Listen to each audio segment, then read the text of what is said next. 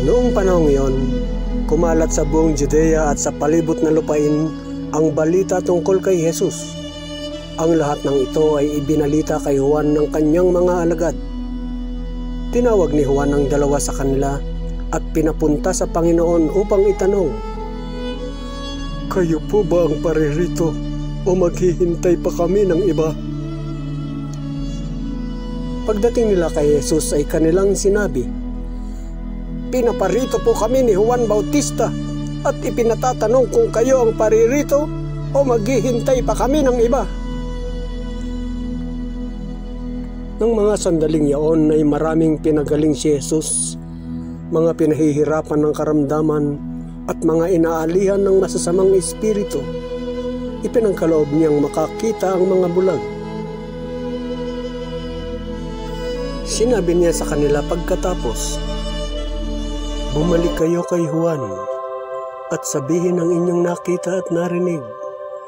Nakakikita ang mga bulag, nakalalakad ang mga pilay, gumagaling ang mga ketongin, nakaririnig ang mga bingi, muling nabubuhay ang mga patay, at ipinangangaral sa mga dukha ang mabuting balita. Mapalad ang taong hindi nag-aalinlangan sa akin." Pagkaalis ng mga sinugo ni Juan, si Jesus ay nagsalita sa mga tao tungkol kay Juan. "Bakit kayo lumabas sa ilang?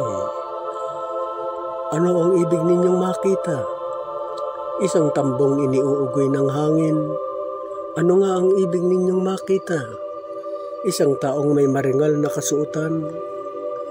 Ang mga nagsusuot ng maringal at namumuhay sa karangyaan ay nasa palasyo ng mga hari.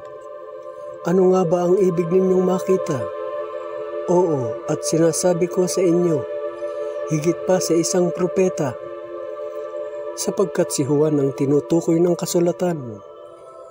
Ipadadala ko ang aking sugo na mauuna sa iyo.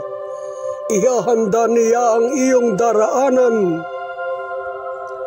Sinasabi ko sa inyo, si Juan ang pinakadakila sa mga isinilang, ngunit dakila kaysa kanya ang pinakaaba sa mga taong pinaghaharian ng Diyos.